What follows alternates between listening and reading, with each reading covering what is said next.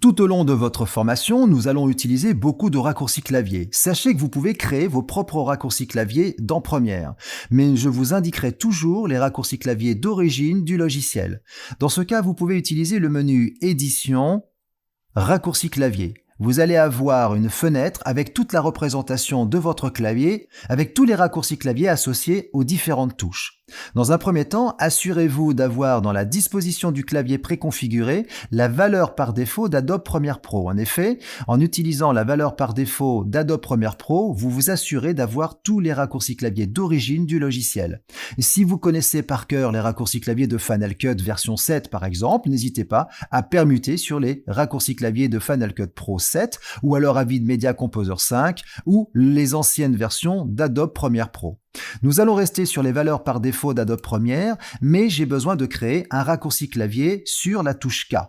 Lorsque je clique sur la touche K, je m'aperçois qu'il y a différentes fonctions qui sont associées à cette touche. Si je n'utilise que la touche K, je vais faire appel à l'outil Déplacer la sélection. En revanche, si j'utilise la touche CTRL K, eh bien, je vais pouvoir ajouter une coupe. L'outil Déplacer la sélection ne m'intéresse pas. Je vais donc désactiver cette fonction en cliquant sur la petite croix qui se trouve à droite. Maintenant, la touche K toute seule n'a plus de raccourci clavier. J'ai besoin d'affecter la fonction Arrêter le variateur sur cette touche K.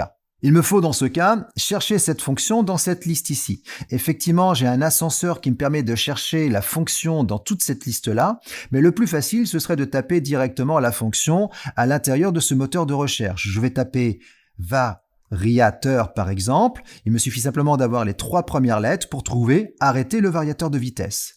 Je remarque que en face, il n'y a aucun raccourci clavier. Je peux donc prendre la touche K, en cliquant sur la touche K, je vais glisser ma touche K sur arrêter le variateur de vitesse. Et effectivement maintenant, j'affecte uniquement la touche K sur la fonction arrêter le variateur de vitesse. Imaginons maintenant que nous voulions affecter la touche J avec majuscule J pour pouvoir appeler la fonction variateur de vitesse gauche. Dans ce cas, il va falloir que j'utilise la touche d'abord majuscule et ensuite je prends tout simplement la touche et je vais la glisser directement sur la fonction.